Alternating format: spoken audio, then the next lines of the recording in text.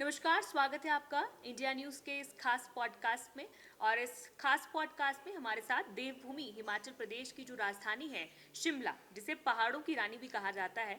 और पहाड़ों की रानी में इस शहर की सुविधा के जो लोगों तक आमजन तक मूलभूत सुविधाएं पहुंचती हैं, उसके जो सर्वे सर्वा हैं, यहाँ के महापौर सुरेंद्र चौहान साहब वो इस वक्त हमारे साथ हैं।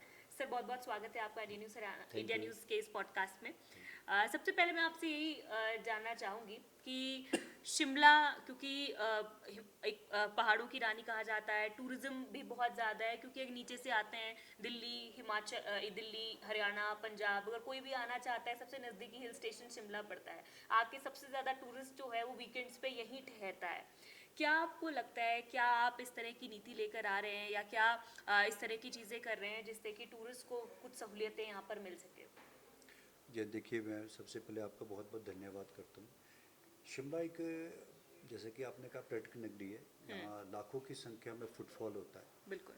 एक तो हमारा रोज़मर्रा का जो रूटीन का नगर निगम का काम रहता है, जो सुबह सफाई व्यवस्था से लेके पानी, बिजली हम्म। और दूसरी सुविधाओं को लेकर एकदम रूटीन का काम करते हैं। लेकिन उसके बाद जो टूरिस्ट का फुटफॉल है, लाखों की संख्या में टूरिस्ट आता है, हम्म। उसको भी हम रेगुलेट करना, उनकी साफ़ सफाई से लेकर के आप ट्रैफिक की समस्या को लेकर के डीकंजेशन ऑफ ट्रैफिक कैसे करना, आपकी हमारे यहाँ पार्किंग जो बननी है उसको भी हम रेगुलेट करते हैं। क्योंकि लाखों की संख्या में जब टूरिस्ट यहाँ आता है तो पार्किंग को लेकर भी काफ़ी समस्या रहती है। तो हम्म। उसको लेकर के हम रेगुलेट करते हैं। तो जो हमारा रूटीन का हमारा एक काम भी है। और पर्यटक नगरी शिमला में आना टूरिस्ट को, जैसा आपने कहा कि नज़दीक पड़ता है, पंजाब, हम्म। हरियाणा, दिल्ली के लोग बहुत आसपास के क्षेत्र से आते हैं। और जी। सफाई व्यवस्था को लेकर के हमारे लिए चैलेंजेस रहते हैं, उसको हम रूटीन में हम्म। हमको करना पड़ता है। और हमारा कर्मचारी सुबह 4 बजे से लेके शाम के 6 से 7 बजे तक उसमें काम करता है। तो एक बड़ा टफ और चैलेंजिंग काम होता है हमारा। बट ये काबिल तारीफ़ है, मैं आपकी इसमें तारीफ़ करना चाहूँगी। हमने खुद भी मॉल रोड पर जब जाकर देखा है, जैसे ही वहाँ कोई कूड़ा फेंकता है या कुछ गंदगी फैलती, कचरा होता है, साथ के साथ ही वहाँ पर आकर जो आपके लोग एम्प्लॉयड हैं वो उसको वहाँ पर तुरंत ही साफ़ कर देते हैं। ज़्यादा देर उस पर डिले नहीं होता है। ये तो हुई टूरिस्ट की बात। आपने कहा कि एक तो सफाई व्यवस्था है, क्योंकि ये सफाई होगी तो ही आपका टूरिस्ट अट्रैक्ट होता है। पार्किंग की फैसिलिटी अच्छी होगी तो निश्चिंत रहता है आपका जो भी टूरिस्ट यहाँ पर पहुँचता है।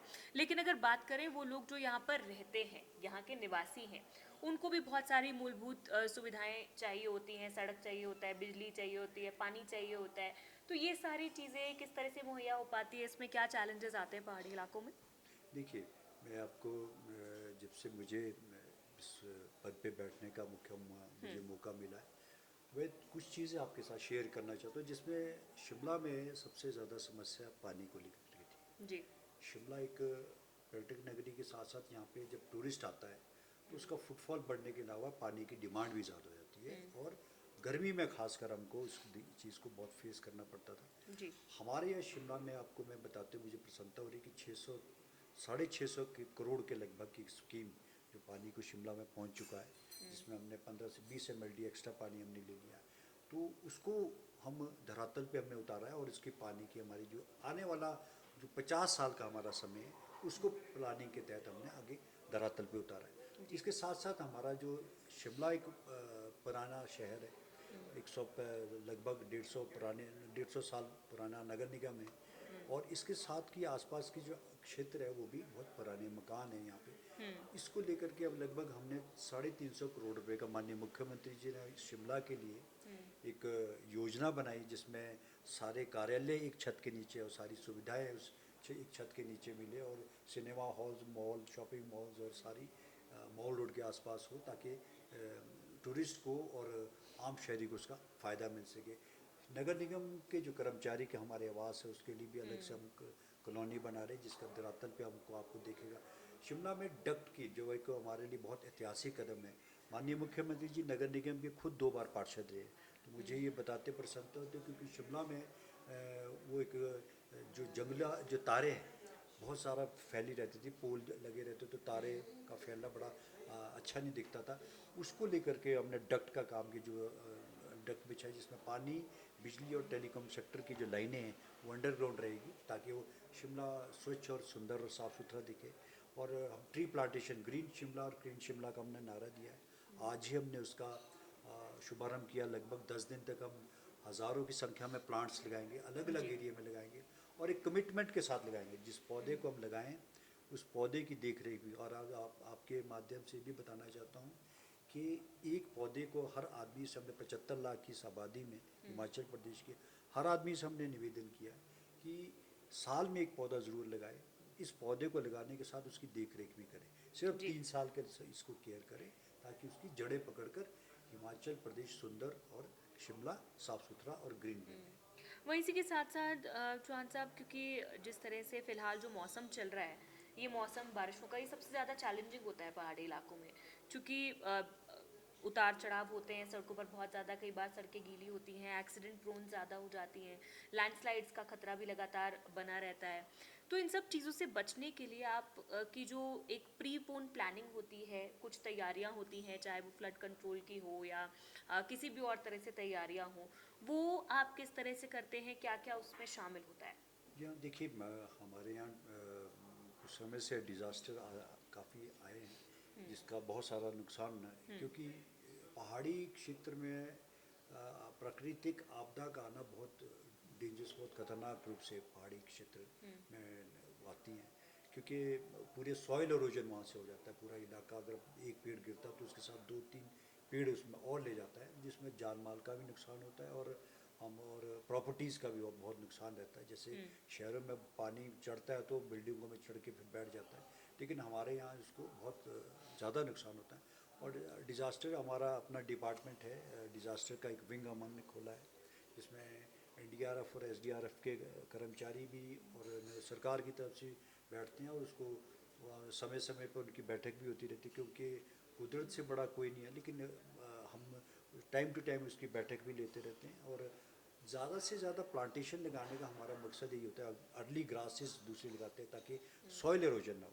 सॉइल, बैम्बूज की ग्रोथ बहुत जल्दी हो जाती है, बैम्बूज हम लगाते हैं ताकि उसको ब्यूटिफिकेशन के साथ साथ उसको हम सॉइल एरोजन को भी रोक सके। ये इस पे हम काम करते हैं। जैसे हमारा, क्योंकि पहाड़ी में जब सॉइल एरोजन होता है तो बहुत बड़ी संख्या में उस एरिया को खाली कर देता है, तो हम वहाँ पे पौधे भी लगाते हैं, साथ साथ उसको सॉइल एरोजन को रोकने के लिए बैम्बूज और अर्ली ग्रासेस होते हैं ताकि उस सॉइल को पकड़ के रखे।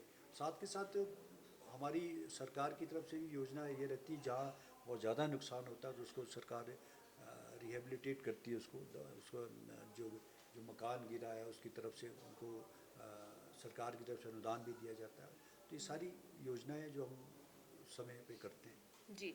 तो वहीं इसी के साथ-साथ आपने कहा कि सारी आप योजनाएँ पहले से बनाकर रखते हैं। फंड्स की अगर बात करें तो क्या आपके पास, क्योंकि नगर निगम में बहुत सारे काम आपको करने होते हैं, विकास कार्य भी इसमें होते हैं। क्या पर्याप्त फंड्स आपके पास अवेलेबल रहते हैं या फिर फंड्स की तंगी? क्योंकि हम देखते हैं, अगर ओवरऑल हिमाचल प्रदेश की भी बात करें तो हम देखते हैं कि आर्थिक तंगी से प्रदेश जो है वो जूझता है, बहुत सारा कर्ज भी है। तो क्या आपको इस वजह से कोई प्रैक्टिकल दिक्कतें धरातल पर फेस करनी पड़ती हैं, चुनौतियाँ रहती हैं? बिल्कुल, मैं आपकी बात से, आपने बहुत ऐसा सवाल पूछा जो एक हमारे हिमाचल प्रदेश के लिए बहुत आवश्यक भी है। क्योंकि हम पहाड़ी राज्य हैं, जी। हमको जो कंपैरिजन करते हैं वो शहरों से किया जाता है। और वह शिमला भी पहाड़ों की रानी इसीलिए इसको कहा जाता है, पहाड़ी क्षेत्र है, पहाड़ी राज्य। और पूरा हिमाचल प्रदेश पहाड़ी राज्य है। हमको शहरों की तरफ से अगर कंपैरिजन करें, हमारा स्टेट जो है, हिमालयन स्टेट्स का, मेरा ऐसा मानना है कि हिमालयन स्टेट्स को अलग से ग्रांट होनी चाहिए। क्योंकि पहाड़ अगर सुरक्षित रहेंगे तभी शहर ठीक रहेगा। ऐसा मैंने ये विभिन्न प्लेटफॉर्म पे ये बातें कही है। 15 फाइनेंस कमीशन था, अरविंद जी उसके चेयरमैन थे। यहाँ इसी पीटर ऑफ में भी हमने इस पर भी बात की। मैं दिल्ली में भी कई बार बात की कि आप पहाड़ी राज्यों को एटलीस्ट आप हमको इसको दोबारा से वो करें, पुनर्विचार करने की बहुत आवश्यकता है। हमारे जी। चैलेंजेस बहुत ज़्यादा हैं। बहुत पहाड़ी क्षेत्र में हम कोई भी काम करते हैं तो उसकी लागत बहुत ज़्यादा होती है। हमारे यहाँ कोई भी अगर उसको रीबिल्ड करना है, अगर डिज़ास्टर, आप जिस तरह से डिज़ास्टर यहाँ आया था, तो उस डिज़ास्टर को रीबिल्ड दोबारा से करना, बनाना, संवारना, उसके लिए 10 गुना ज़्यादा पैसा लगता है। तो एक बड़ा चैलेंजेस है हमारे को। इसलिए अलग से एक फंडिंग, और हमारा जो हिमालयन स्टेट है, खासकर हिमाचल प्रदेश जैसे राज्य है, बहुत बड़ा कंट्रीब्यूशन हिमाचल प्रदेश करता है। चाहे वो पानी, बिजली, नदियाँ हमारे यहाँ से जाती हैं, हम दूसरी स्टेटों को नदियाँ पानी देते हैं। बिजली हमारे यहाँ बनती है, हम बिजली पैदा करके दूसरे राज्यों को देते हैं। 68% कवर्ड है फॉरेस्ट के लिए, पूरे नॉर्थ के हम लंग्स कहलाए जाते हैं। और दूसरे साथ साथ जो हमारा एक परमवीर चक्र, देश का पहला परमवीर चक्र हिमाचल प्रदेश को मिला, वीर भूमि इसको कहा जाता है। हम छोटे राज्य जरूर हैं, बहुत छोटे राज्य हैं, लेकिन कंट्रीब्यूशन हमारा देश के लिए बहुत बड़ा है। तो इसको ध्यान में रखना जरूरी, इसलिए कि हमारे यहाँ जो देश में डेवलपमेंट तो हो रही है, लेकिन जो पहाड़ अगर हिमालयाज अगर ठीक नहीं रहेंगे तो बहुत ही डेंजरस होगा, जी पूरे देश के लिए बहुत डेंजरस। इसलिए इस राज्यों को, पहाड़ी क्षेत्रों को, पहाड़ी राज्यों को बचाना, क्योंकि आपके ग्लोबलाइजेशन का समय है, आपकी जो गर्मी टेम्परेचर इतना हो रहा है और इतनी ज़्यादा हमारे जो ग्लेशियर्स पिघल रहे हैं, इसको बचाना और इसको बस करने के लिए बहुत कार्य करने की आवश्यकता है। तो मेरा मानना है कि हिमाचल जैसे राज्य, जो हिमाचल स्टेट्स है, जो हिमालयन स्टेट्स हैं, उनको बचाने की आवश्यकता है, क्योंकि अगर वो बचेंगे तभी शहर ठीक बचेंगे, नहीं तो पानी बिजली नहीं होगा तो जीवन कहाँ से होगा, कहाँ से रहेगा जीवन। तो वो एक जो मुझे लगता है अभी तक इस चीज़ को इग्नोर किया गया, मुझे बताते हुए बड़ा दुख होता है इस चीज़ को कि पहाड़ी राज्यों को कितना इग्नोर किया जाए। वो छोटे छोटे राज्यों से जहाँ से पानी बिजली सारा चीज़ शहरों को जिस तरफ जा रही है, उस तरफ बिल्कुल इग्नोर किया। तो एक तभी तो हम सुरक्षित रहेंगे, आगे कैसे चलेगा काम। तो एक बड़ा चैलेंजिंग है ये, मैं आपके माध्यम से इसलिए कह रहा हूँ कि विभिन्न प्लेटफॉर्म में उठाने के बाद भी कोई ऐसी गंभीरता नहीं दिखी मुझे। तो एक बड़ा आवश्यक है इस चीज़ पे बिल्कुल जोर देना। बिल्कुल। बहुत शुक्रिया सुरेंद्र चौहान साहब हमारे साथ थैंक इस यू। खास कार्यक्रम में जुड़ने के लिए, और आपने सभी अपनी जो चुनौतियां हैं उनके बारे में